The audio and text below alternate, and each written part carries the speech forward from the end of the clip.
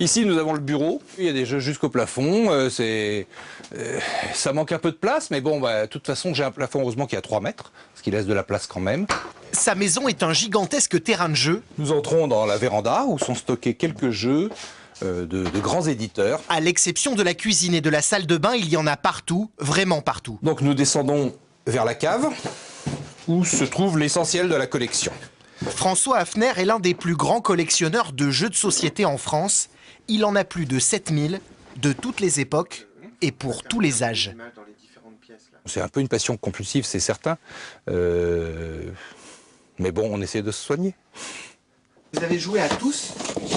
Pratiquement.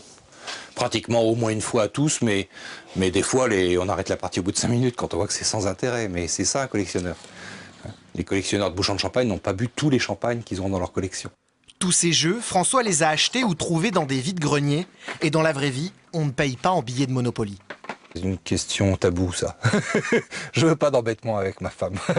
Des boîtes, François en reçoit aussi beaucoup grâce à son site internet, car l'homme est aujourd'hui devenu une référence. Chaque jour, 8000 personnes partagent avec lui en ligne sa passion pour les jeux, une passion saine.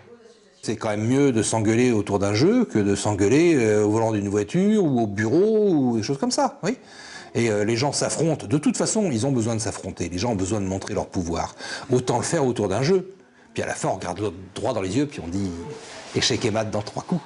Pour assouvir son besoin de jouer, il s'est inscrit dans un club de Pierre Bénite, car à la maison, c'est plutôt rare.